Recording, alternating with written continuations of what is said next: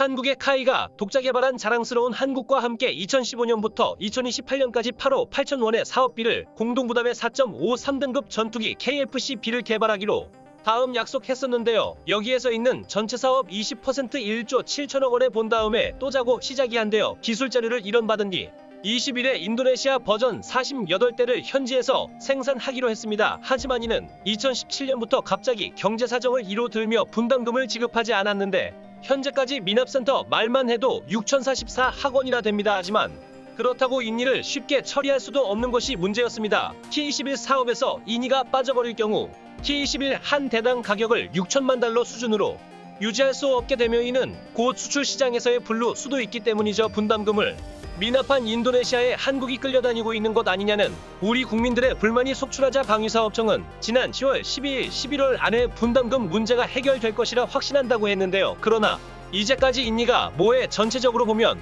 과연 그들의 약속을 지킬 것인지 영 믿음이 가지 않습니다. 하지만 이런 상황이 보다 더욱 강력한 K21 개발의 파트너를 구할 방법이 등장해 화제가 되고 있습니다. 북한과 더불어 우리 한국의 가장 위험한 국가인 중국과 국경을 맞대고 낙성대 시려러 가고 있는 인도가 있니 대신 한국의 공동개발 국가로 주목받고 있는 것입니다. 인도어로 중국 다부자는 13억 인부를 각인데 고기며 핵무기와 ICBM 항공모함까지 같은 것은 물론 세계 3위에 해당하는 국방비를 제출하는 막강한 군사대국인데요. 인도를 현재 노후화되니 글씨를 전투기 및 제규어 전투기 200대를 교체하는 상황에 놓여있는 남편 한국의 회의실을 인도에 수출하는 것이 성사된다면 대박 터뜨려서 있는 셈입니다. 그리고 이런 예상치 못했던 또 다른 여러 이유로 돌아올 가능성이 높게 예측되고 있는 상황인데요. 지금 당장이 기쁜 소식을 살펴보겠습니다. 전문가는 아니지만 해당 분야 정보를 조사 정리했습니다. 본의 아니게 틀린 부분이 있을 수 있다는 점 양해해 주시면 감사하겠습니다. 갑질에 이가 지나쳐도 너무 지나친 않고 좀 더 자세히 알아보려면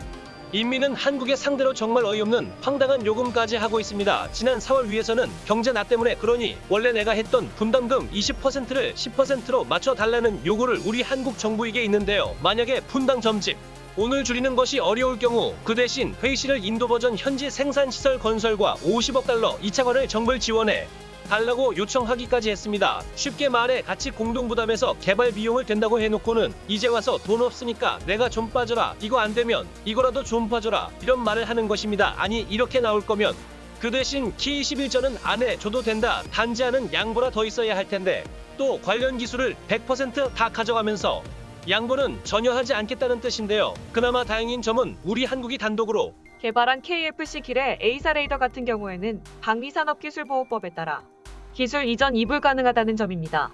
그리고 인도네시아반은 KF-10 남학스에서 이상이 생길 경우 기술보호 차원에서 한국 엔지니어가 수리하게 될 것이라는 점인데요. 그렇지만 생각할수록 행동은 배심원이가 아니라 볼 수가 없습니다. 아니 이건 뭐 돈 없는데 벼슬도 아니고 한국을 얼마나 우습게 아니면 약탄에 가까운 이따위 행동은 아닐까 싶습니다. 오래전부터 이미 먹기라든가 무기 구매와 관련된 이런 식의 취소하면 너는 널리 알려져 하셨던 만큼 우리 한국에서도 완납이 되기 전까지는 KF-10 데려오지 자기를 넘기지 않겠다고 무엇을 받은 상황인데요. 이런 상황에 있니 대신 KF-10 개발 비용을 테니 그 전투기를 우리에게 우선적으로 판매달라고 하는 다른 국가가 나타난다면 우리로서는 곧 체질에 맞는 것이나 다름없습니다. 그리고 우리가 적극적 이 기회를 찾아가서 한다면 인니보다 더욱 강력한 KF-11의 개발 파트너를 얻게 될 수 있을 것으로 생각됩니다 하는데요.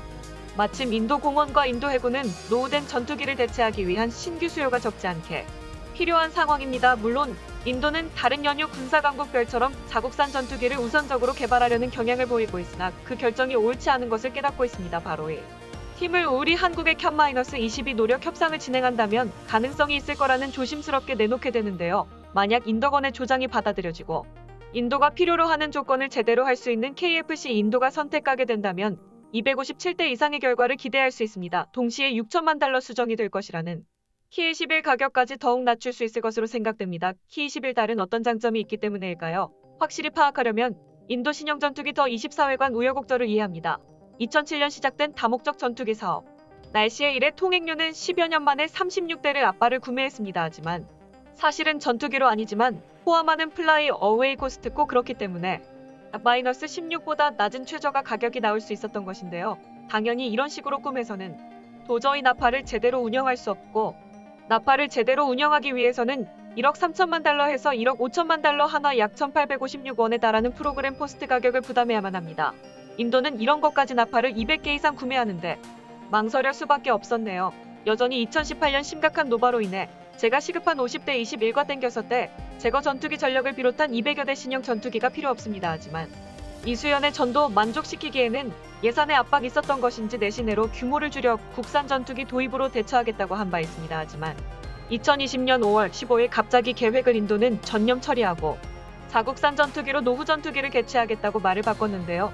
천문학적 예산이 되는 사람이다 보니 인도 안팎에서 반대가 심했고 특히 나렌드라 모디 총리가 메이크 인 인디아 정책에 어긋난다며 외국산 저쪽에서 입어여 반대했기 때문이었습니다. 170억 달러일 22원에 달하는 백신의 전투기 사업에 준비하던 해외 전투기 생산업체들은 엄청난 마케팅 비용과 노력을 기울여 하지만 그 모두가 하루아침에 물거품이 되잖아 패닉에 빠져서입니다. 외국인에게도 이거는 원래대로 간다. 인도권 참모총장이 발표하지만 1월부터 머지않아 2년은 정능 떨어지는 국산 전투기로서는 막강한 현대적 국들의 전투기와 대적할 수 없다는 진리를 깨닫게 됩니다. 2019년 2월 26일 인도 공군은 국산 전투기를 이용해 카슈미르 상동에서 중국의 동맹인 파키스탄 국문과 공중전을 받았지만 결과는 처참한 태백원이었습니다. 인도권 의자 국산 전투기는 파키스탄 보물에게 말 그대로 박살이 나버렸고 상황이 정도까지 이러지 않았는데 국산 전투기 더 이별 반대했던 모디 총리 이래서 내가 팔에 전투기 많이 썼다라면 하는 말이 나오게 되었습니다. 고성능 전투기가 얼마나 중요한 존재인지 뼈저리게 그리고 얼마 지나지 않아 인도의 나싱 바하두리아 공군 참모총장은 인도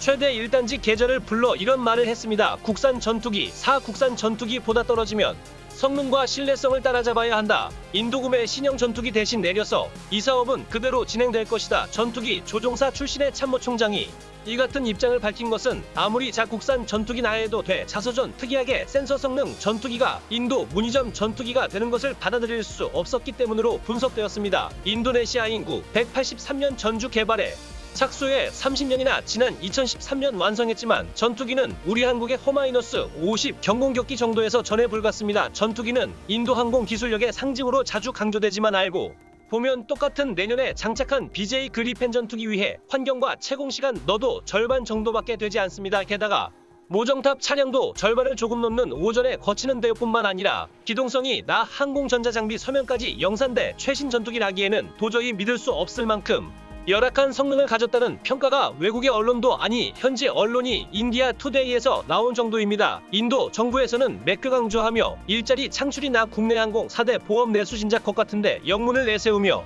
국산 전투기 도입하라고 압박하고 있지만 인도 코브라 내가 더 나빠게 정면으로 대응하고 있습니다. 기본적으로 보내오기는 적의 위협으로부터 국가를 지킬 수 있어야만 하기에 저 위협에 대한 하지 못하는 무기는 가치가 없다는 것이 인도공군 수뇌부의 부장입니다. 만약에 같은 인도권의 주장을 받아들여 적에게 이길 수 있는 전투기를 가지려면 인도 공원과 인도 해군에서는 외국산 전투기 대신에 도입하는 것이 가장 현실적이고 가능성이 높은 대안이 될 수밖에 없는 상황입니다. 그리고 이제 오랜 세월에 거쳐 CG 택배방 모가 드디어 지난 8월 5일 해상 시험을 시작했고 2022년 상반기에 정식으로 인도 해군 기역할 예정이기에 추가하면 될 수도 있을 텐데요. 비크란트급 한국 미그 29 OK 전투기 12대 원호크 경전투기 여자대가 탑재되고 그 외 현재 보유 중인 시에리어 맞고 11마크 60이 탑재될 가능성도 있습니다. 하지만 미국에 대해서는 이미 인도 해군 책에 대해 슈퍼대시 스키점프대에서도 가능하다며 50일 계약을 따내기 위해 스키점프대를 일단은 슈퍼에서 영상을 공개하는 등 수출을 위한 마케팅 활동을 하고 있습니다. 만약 인도군의 요구가 적극적으로 받아들여져 대신에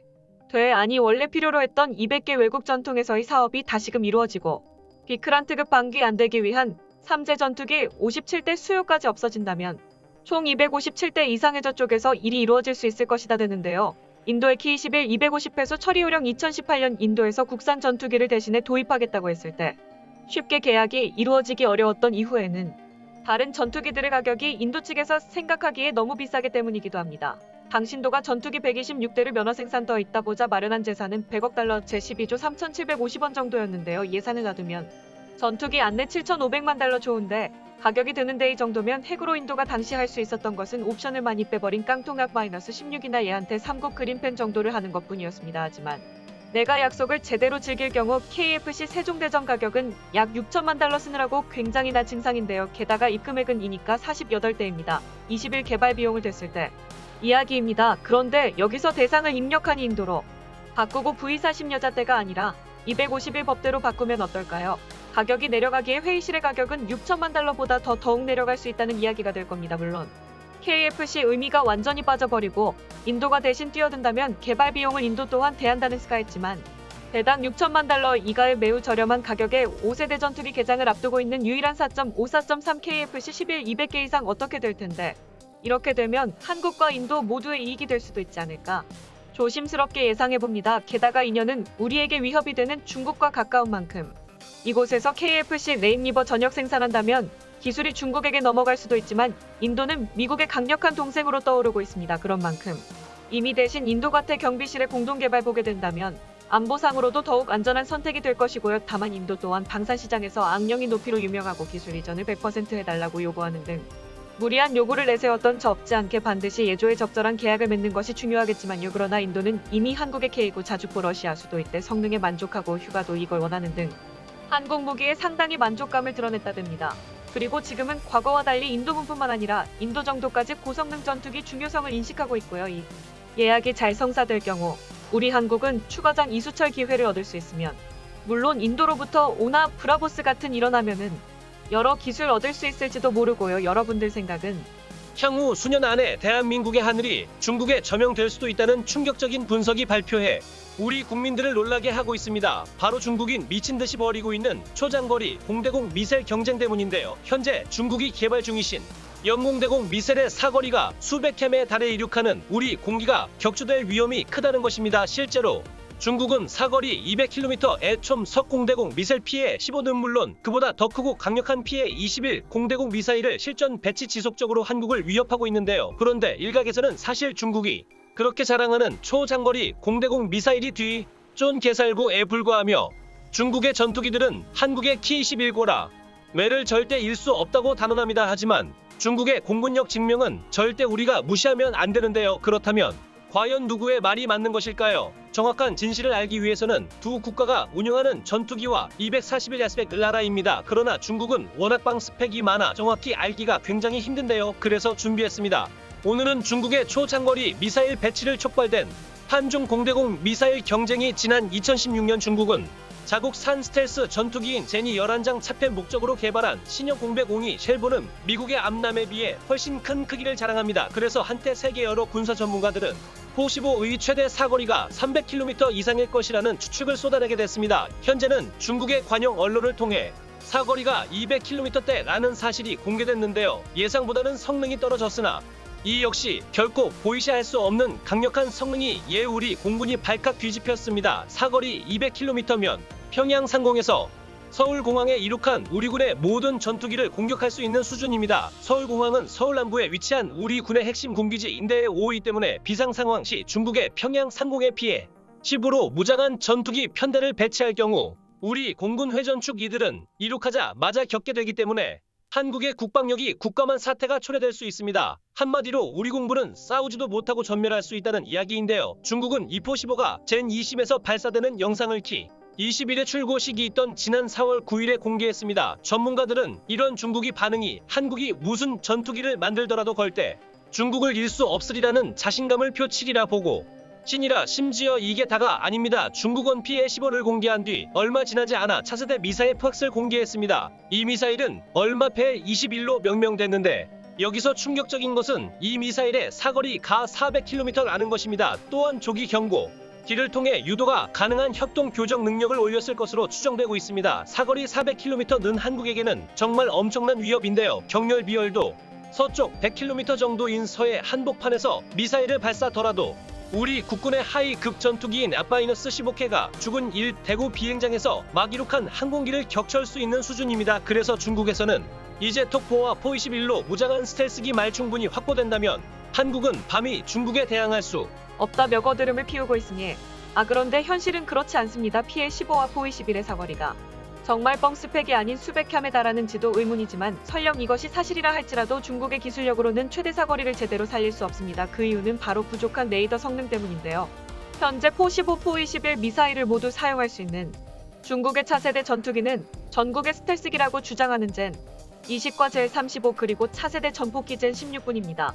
이들 전 대기 중 그 어느 전투기도 레이더 탐지 거리가 300km가 넘는 전투기가 없습니다. 현재 중국원 최강의 전투기인 젠20은 전폭 14m, 현장 21m 경고, 4.5m로 최대 이륙 중량이 무려 37톤에 달할 것으로 추정되는 초대응 제공 전투기입니다. 중국이 자국에서 생산한 더올리아스 공시 엔진 2기로 작동하며 코제오도는 밀사치료용 레이더로 불리는 나사 레이더로 1800개 초모듈을 탑재한 것으로 추정되고 있는데요. 어-35들에게 수면 보면 초모델 1600개로 구성되는 납치 81 레이더를 장비 일락-35를 압도할 만한 성능입니다. 스펙으로만 따지면 -35보다 성능이 학교발 모자란 Ki-21 블럭원으로는 중국의 전투기는 절대 이길 수 없는 상황입니다. 하지만 전투기의 공격 능력을 결정짓는 것은 레이더입니다. 그런데 중국의 레이더 기술은 방편 없기로 유명한데요.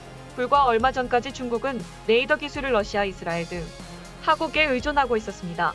그러나 미국의 압력을 받은 이스라엘, 비중국의 기술 수출을 중단하고 중국을 베끼기 분노한 러시아가 기술 이전 및 수출을 전면 중단하면서 갑작스레 국산화를 피해야 하는 처지로 전락했습니다. 그래서 제니11 코제오 레이더는 엄청난 소자수에 비해 성능이 떨어진다는 평가가 많습니다. 이 레이더로 윽삽 시 1제곱미터 이하인 고성능 스텔스기를 탐지하려면 레이블 탐지 가능 거리가 100km에 미치지 못할 것이라는 분석도 있을 정도인데요. 세계적인 항공 전문지의 베이션 위크에 비해 스위트먼은 제니10의 레이더로 앞-35를 탐지하기 위해서는 앞-35가 제니20의 30km 이내로 접근해야 한다고. 저는 바로 이 때문에 중국이 그토록 자랑하는 고성능 미사일에 뛰어난 사정거리라 무용지물이 일 가능성이 상당합니다. 반면 우리 군이 보유한 앞-35와 옷배치될 Ki-21 보람이라면 코앞쯤에서야 제니11 탐지될 것이므로 이륙 직후 벽지당을 걱정을 할 필요가 없습니다.